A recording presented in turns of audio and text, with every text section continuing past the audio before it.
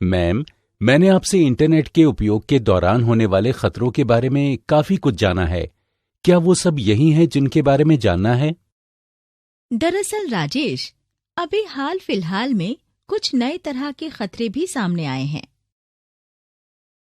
अच्छा, तो कुछ नए खतरे भी आ गए हैं जो संदिग्ध कार्यों के लिए इंटरनेट का उपयोग कर रहे हैं। हाँ राजेश, मैं उनमें से कुछ के बारे में तुम्हें बताती हूँ। अब तक तुम जान गए हो कि साइबर स्पेस किसी सामान्य उपयोगकर्ता और बुरे इरादे वाले व्यक्ति में भेदभाव नहीं करता है। साइबर अपराधी उसका फायदा उठाते हैं और उस माहौल में खतरा पैदा कर उसका लाभ लेते हैं। हमेशा की तरह बेकसूर उपयोगकर्ता उनके मुख्य शिकार होते हैं। विभिन्न माध्यमों से वो उपयोगकर्ता के निजी सिस्टम में घुसपैठ कर डेटा चोरी या खराब कर देते हैं। पिछले पाठों में हमने खतरों के बारे में चर्चा की जो ज्ञात हमले हैं और देखा कि वो किस तरह ज्ञात संचालन प्रणाली को प्रभावित करते हैं या एप्लीकेशंस में कमियों का फायदा उठाते हैं। पर अब जैसे जैसे तकनीक आगे बढ़ी है, वैसे वैसे साइबर खतरे भी बढ़ गए हैं। नई नई चीजें सामने आ रही हैं और हमलावर किसी के निजी सिस्टम में घुसने के लिए नए सॉफ्टवेयर का इस्तेमाल करने लगे हैं। खतरे का रूप अब अज्ञात स्रोत से होने वाले हमले ने ले लिया है, जो अज्ञात या उन कमियों का फायदा उठाता है जिन्हें ठीक नहीं किया गया है। इसका मतलब ये है कि नए खतरों से हम अपने सिस्टम को नहीं बचा सकते नंदिता मैम? ऐसा नहीं है। नए खतरों से भी बचने के कई उपाय हैं। मूल खतरों से बचाव के लिए साइबर में शुद्धता और उपयोगकर्ता के पास कुछ उपकरणों की जरूरत पड़ती थी। पर नए साइबर खतरों से निपटने के लिए कई चरणों में सुरक्षा जरूरी है, जिनमें खतरों की गंभीरता, ज्ञान और आवश्यक निपुणता जैसे सुरक्षा कवच शामिल हैं। एक पेशेवर के रूप में तुम्हें इन खतरों का पता लगाने और हमलों का जवाब देने का कौशल होना चाहिए। उनसे निपटने में जरूरी कौशल विकास के लिए अलग से पाठ्यक्रम की जरूरत है, जिसमें प्रयोगशाला में प्रशिक्षण भी शामिल है। ये पाठ्यक्रम क्या है मैम? तुमने दृश्य में अभिनेता के बारे में सुना है? चलो मैं बताती हूँ तुम्हें इनके बारे में। दृश्य में अभिनेता से मतलब है उन हमलावरों से जो नेटवर्क के जरिए किसी दूसरे के सिस्टम में घुसना चाहते हैं। अच्छा, तो इस तरह वो नेटवर्क के माध्यम से सिस्टम में घुसपैठ कर सकते हैं। हाँ राजेश, मैं इनके बारे में तुम्हें विस्तार से बताती हूँ। चलो पहले ये जानते हैं कि साइबर स्पेस में गलत कार्यों के लिए लोगों को क्या चीजें प्रेरित करती हैं और वे असल में हैं कौन। ऐसे लोगों की सूची में सिर्फ साइबर अपराधी ही नहीं, बल्कि ISIS जैसे आतंकवादी संगठन भी शामिल हैं। ये संगठन लोगों को कट्टरपंथी बनाने में विश्वास करते हैं। ये संगठन इंटरनेट का उपयोग अपने घोषणा पत्र के कट्टरपंथी संदेशों से अधिक लोगों को लुभाने के लिए करते हैं। झूठे अर्थों में कट्टरता का क्या मतलब है मैम? हाँ, इस तरह के संगठन जो दुनिया के लिए विनाशकारी हैं, यही सब करते हैं। कट्टरवाद का मतलब है इंटरनेट के जरिए राजनैतिक या सामाजिक मुद्दों पर किसी को कट्टरपंथी बनाने के लिए उकसाना। वो वैसी मानसिकता वाले युवाओं को भर्ती करते हैं। ऐसे हजारों उदाहरण हैं जहां छोटे बच्चों को इस तरह के प्रचार से आकर्षित किया गया और बाद में उन्हें कट्टरपंथी बना दिया गया। आखिर में पूरी दुनिया से ऐसे लोगों को ISIS में शामिल किया जाता है और उन्हें व्यर्थ की लड़ाई में झोंक दिया जाता है। कई दूसरे प्रकार के उपयोगकर्ता भी ऐसा काम करते हैं। ज्यादातर विभिन्न देशों की गुप्त सेवाओं के लोग जो दुश्मन देश की जानकारी हासिल करने और अपनी जानकारी सुरक्षित रखने के लिए ऐसा करते हैं। इसी तरह रक्षा और सैन्य संगठन भी अपने दुश्मनों पर नजर रखते हैं। इस मकसद के लिए वे भी इंटरनेट का इस्तेमाल करते हैं और दूसरे पक्ष पर निगाह बनाए रखते हैं। किसी देश के कुछ गुप्त संगठन ऐसा क्यों करते हैं नंदिता मैम? इन सब के पीछे मकसद उपावरण है। दुश्मन देशों से महत्वपूर्ण जानकारी हासिल करने के लिए इन संगठनों को भुगतान किया जाता है। उन्हें ठीक वैसा करने के लिए विभिन्न देशों के डेटाबेस तक पहुंचना होता है जो उनके खिलाफ हैं। इसलिए उन्हें इंटरनेट की जरूरत पड़ती है। तुमने हैक्टिविस्ट्स के बारे में तो जरूर सुना होगा, जो हमलावरों और कार्यकर्ताओं का मेल है और अपनी विचारधारा का दुनिया भर में प्रचार करना चाहते हैं। उनका मकसद किसी दुश्मन देश की आधिकारिक वेबसाइट पर अधिकार करना और उनके ही देश में इसके चलते उनकी बदनामी करवाना है। हाँ, मैंने भी अक्सर खबरों में इन घुसपैठियों के बारे में सुना है जो राष्ट्रीय सूचना प्रणाली में बाधा डालते हैं। सही कहा राजेश। ये वैसे संगठन या लोग हैं जो विरोधी राष्ट्र के मूल्यवान डेटा को हासिल करना चाहते हैं। हे भगवान, क्या हम भी ऐसे संगठनों के निशाने पर आ सकते हैं नंदिता मैम? सच कहूं तो राजेश, इस तरह के लोगों के निशाने पर कोई भी आ सकता है। कौन जानता है किस संगठन या इंसान के पास कैसा डेटा मौजूद है। हाल में साइबर हमले का दायरा काफी बढ़ गया है। व्यक्तियों के अलावा कई दूसरे लक्ष्य भी हैं जिन्हें साइबर हमलावर कई तरीकों और माध्यमों से डराते रहते हैं। निजी कंपनियां और उद्योग वित्तीय लाभ या प्रतिस्पर्धा और प्रतिद्वंद्विता की वजह से औद्योगिक जासूसी के सबसे बड़े शिकार हैं। सिविल समाज पर महत्वपूर्ण जानकारी खोने या ब्लैकमेल होने का डर रहता है। यहाँ तक कि प्रकाशित या प्रसारित होने से पहले मीडिया की खबरें भी इससे प्रभावित हो सकती हैं। सार्वजनिक आपूर्ति और सेवाओं को बाधित करने के लिए हमलावर सार्वजनिक संस्थानों पर हमेशा निगाह रखते हैं। इनके सबसे महत्वपूर्ण लक्ष्य कोर या संवेदी सूचना संस्थान, जिन्हें संक्षेप में CIIs कहते हैं, जैसे बिजली, रेल, सड़क और हवाई यातायात नेटवर्क, इंटरनेट कनेक्टिविटी प्रदान करने वाले संचार नेटवर्क होते हैं। अब तक हम जानते हैं कि जासूसी का मतलब किसी पर चोरी छिपे नजर रखना या जासूसों का उपयोग करना है। सैन्य संपत्ति हमेशा दुश्मनों का महत्वपूर्ण और रणनीतिक निशाना रही है। तो क्या ऐसे संगठन सिर्फ सैन्य खुफिया तंत्र को ही निशाना बनाते हैं मैम? जाहिरी तौर पर नहीं, वे व्यावसायिक संगठनों को भी निशाना बनाते हैं, क्योंकि कई व्यावसायिक संगठनों के पास ऐसा डेटा होता है जो उनके काफी काम आ सकता है। ओह, ये तो बहुत खतरनाक है। और भी खतरे हैं क्या मैम? सच कहूं तो राजेश, नेटवर्क उपयोगकर्ताओं के लिए एडवांस परसिस्टेंट थ्रेट के बारे में भी जानना जरूरी है। एडवांस परसिस्टेंट थ्रेट, ये क्या होता है Nandita ma'am? Advance persistent threat वैसे घुसपैठिए होते हैं जो सिस्टम में एंटीवायरस होने के बावजूद हमला कर सकते हैं। इसको विस्तार से जानने के लिए चलो पहले मूल खतरों से बचाव के बारे में बात करते हैं।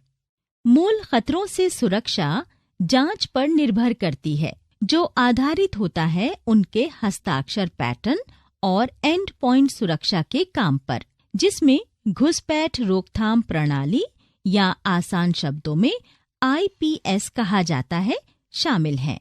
हालांकि नए साइबर खतरों ने बचाव के इन तरीकों को दरकिनार कर दिया है। सामान्य फायरवॉल या एंटीवायरस उनसे लड़ने के लिए पूरी तरह पर्याप्त नहीं है। इस तरह के खतरों के हमले लंबे वक्त तक पकड़ में नहीं आते और इन्हें पकड़ने के लिए कई तरीकों एवं मजबूत दृष्टिकोण की जरूरत होती है, जैसे किसी भी असामान्य गतिविधि की जांच करना। ये तो वाकई में बहुत खतरनाक है। तो क्या कोई उपाय है जिससे हम अपने सिस्टम को इस तरह के हमलों से बचा सकें? बचाव के कई उपाय हैं राजेश। हालांकि मैं पहले एडवांस परसिस्टेंट थ्रेट के हमले के बारे में बताती हूँ। एडवांस परसिस्टेंट थ्रेट हमले, ये क्या होते हैं नंदिता मैम? ये कुछ चरण होते हैं जब कोई घुसपैठिया अपने पास रखे विकसित तकनीक से हमारे सिस्टम पर हमला करता है। ये काफी दिलचस्प है कि एडवांस परसिस्टेंट थ्रेट संक्षेप में APTs के पैटर्न पर ध्यान दिया जाए। इस तरह के साइबर हमले का पहला मकसद कंप्यूटर में घुसपैठ और उस पर नियंत्रण करना है, जो लक्षित संगठन नेटवर्क का हिस्सा है। फिशिंग ईमेल्स, सोशल इंजीनियरिंग हमले, एप्लीकेशन की कमियों का फायदा उठाना या 0 दिन कमी में से किसी एक तरीके का इस्तेमाल कर नेटवर्क की सुरक्षा से बच निकलना है। घटना स्थल पर पहुंचने के बाद ये वापस अपने मास्टर को सूचित करता है, जो कमांड और कंट्रोल संक्षेप में CNC कहते हैं, है। पकड़े जाने के डर से हमलावर कुछ वक्त के लिए निष्क्रिय रहते हैं। लक्षित कंप्यूटर इस हमले के लिए लॉन्च पैड के रूप में काम करता है और अंदर से होस्ट नेटवर्क पर हमले के मौके देखता रहता है। इस तरह अंत में APT संगठन के पूरे नेटवर्क को प्रभावित कर लेता है। ये डेटा हासिल करने के लिए अपने दूसरे उपकरणों को भी काम पर लगा देता है। वांछित डेटा की पहचान होने पर ये डेटा की चोरी के लिए एक बिंदु बनाता है।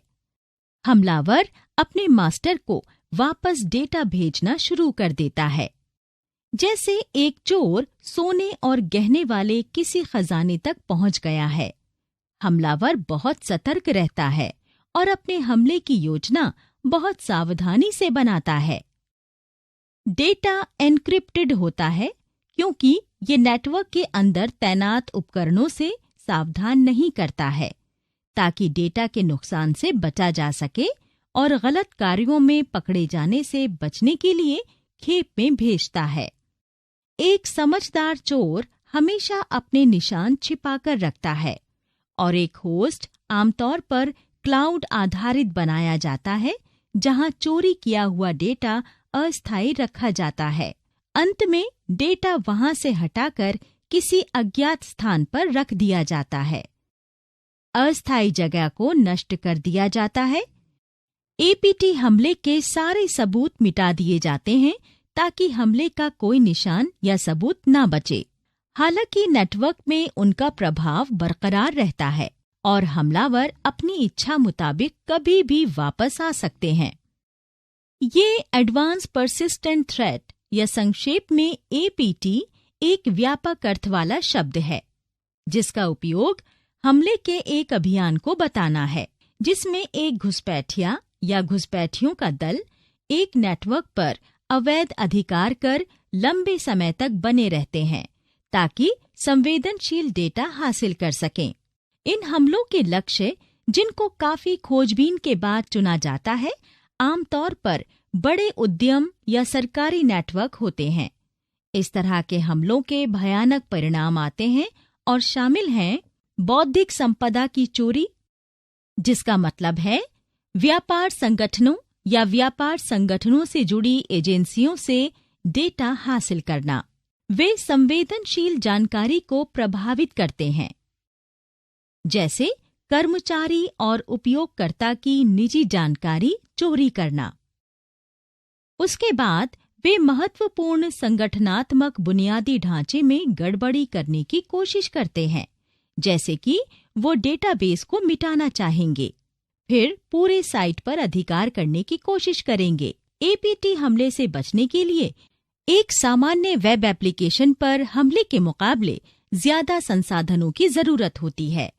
ये अपराधी आमतौर पर अनुभवी साइबर अपराधियों का एक दल होता है जिनके पास पर्याप्त वित्तीय मदद रहती है। कुछ एपीटी हमले सरकार से वित्त पोषित और साइबर युद्ध हथियारों के रूप में उपयोग किए जाते हैं।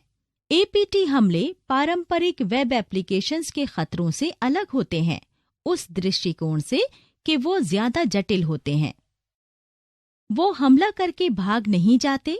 एक बार नेटवर्क में घुसपैठ के बाद अपराधी वहीं रुकते हैं और ज्यादा से ज्यादा जानकारी हासिल करने का प्रयत्न करते हैं। उन्हें मैन्युअली एग्जीक्यूट करना पड़ता है और एक विशिष्ट चिन्ह के खिलाफ स्वचालित नहीं होते और एक बड़े लक्ष्य के खिलाफ लगातार भेजे जाते हैं। किसी एक भाग के विपरीत वो पूरे नेटवर्क में घुसपैठ करने का लक्ष्य रखते हैं। आमतौर पर होने वाले दूसरे हमलों जैसे दूरस्थ फाइल समावेशन या दूसरे शब्दों में RFI, SQL इंजेक्शन और क्रॉस साइट स्क्रिप्टिंग, जिसे XSS भी कहते हैं, का उपयोग अपराधी लक्षित नेटवर्क में पैर जमाने के लिए अक्सर करते हैं। अगला, ट्रोजन्स और बैकडोर शेल्स का उपयोग नेटवर्क में पांव पसारने और लक्षित परिधि के भीतर निरंतर उपस्थिति बनाए रखने के लिए करते हैं। संगठन एपीटी के हमलों को कैसे कम कर सकते हैं? जाहिर है, ये संगठन बेकसूर संगठनों को निशाना बनाते हैं और उनके सिस्टम में घुसपैठ करते हैं। एपीटी हमले आमतौर पर सार्वजनिक या निजी क्षेत्र के संगठनों के नेटवर्क को निशाना बनाते हैं, व्यक्तियों को नहीं। इसके लिए भारी संसाधनों की जरूरत है, जो सिर्फ एक राष्ट्र या सरकार प्रायोजित या वित्त पोषित संगठन ही वहन कर सकते हैं। जैसा कि नाम से पता चल रहा है, एपीटी हमले लंबे वक्त तक छिपे रहने की कोशिश करते हैं। ये स्पष्ट है कि एपीटी हमले से संगठन की सुरक्षा के लिए उच्च कौशल, प्रक्रियाओं, प्रौद्योगिकी और संसाधनों की आवश्यकता होती है। मालवेयर के हजारों प्रकार हैं, जो एपीटी के खिलाफ किसी संगठन की सुरक्षा चुनौती को ज्यादा मुश्किल बनाते रहते हैं। नेटवर्क की लगातार निगरानी, लॉग का संग्रह और लॉग के विश्लेषण के साथ साथ विभिन्न संसाधनों से लॉग सह संबंध एपीटी हमले का पता लगाने में मदद करते हैं। कुछ पेशेवर उपकरण भी हैं, जैसे सिक्योरिटी इंफॉर्मेशन और इवेंट मैनेजमेंट, जिसे संक्षेप में SIEM कहते हैं। ये सिस्टम सिसलॉग सर्वर से एकत्र किए गए लॉग के सह संबंध और विश्लेषण में मदद करता है। दरअसल एपीटी हमले में 5 चरण होते हैं।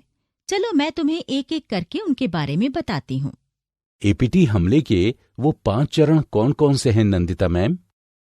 फिशिंग हमले के विपरीत, जहां हमलावर किसी क्रम रहित पीड़ित को फंसाने के लिए बड़ी संख्या में इन्फेक्टेड ईमेल्स भेजते हैं, एक एपीटी हमला एक भारी भरकम लक्ष्य तलाशता है और लक्ष्य उद्यम के बुनियादी ढांचे के भीतर कमियों की खोज में लगा रहता है। काफी प्रारंभिक चरण में एक वायरस, जिसे कॉन्फिगर वर्म कहा गया, सामने आया था। इसने 2008 में अपना विकराल रूप दिखाया और 200 से ज्यादा देशों में लाखों कंप्यूटर्स को इन्फेक्ट किया और एक विशिष्ट यद्यपि परिष्कृत फिशिंग अभियान का एक उदाहरण है। इसके बाद 2011 में सिमेंटिक ने दावा किया कि एपीटी पेट्रोलियम और रासायनिक उद्योग की कंपनियों, जिन्हें निट्रो कहा गया, उसको निशाना बना रहा है। वो एक उत्कृष्ट एपीटी था जो छोटे स्तर के पीड़ितों के पीछे था।